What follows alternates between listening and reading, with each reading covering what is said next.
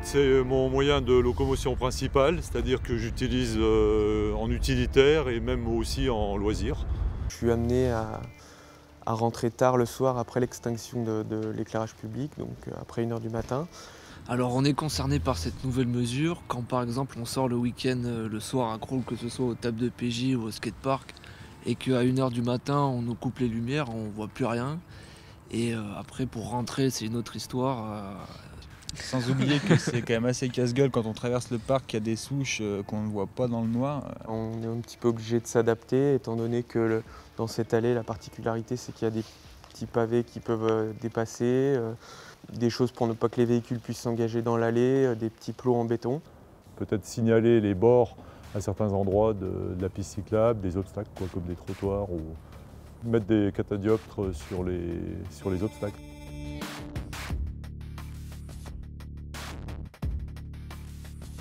On a un peu l'impression qu'on nous coupe notre soirée à un C'est moment. ça démotive d'un côté. Voilà, On se dit on rentre avant 1 h du mat parce qu'il fait nuit, quoi.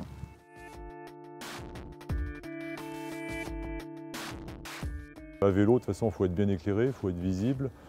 Avoir, avec les LED, on a des feux vraiment très puissants. Maintenant, on peut vraiment bien s'éclairer et bien voir aussi.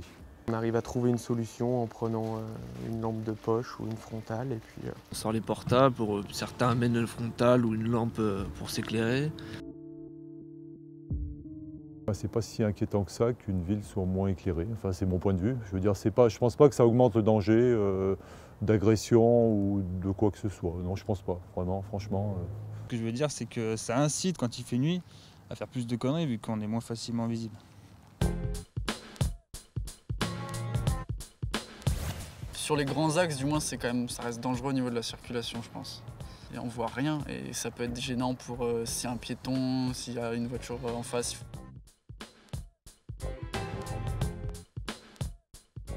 J'avais pensé que peut-être ce serait possible de mettre une espèce de panneau où on puisse appuyer et ça fasse de la lumière pendant un certain temps, puis que ça s'éteigne ensuite. Ce serait quelque chose de bien de pouvoir faire en sorte que les jeunes le soir ils peuvent sortir et voir quelque chose dans les installations de Crolles. Je me suis toujours demandé pourquoi on gaspillait autant d'énergie pour éclairer la nuit.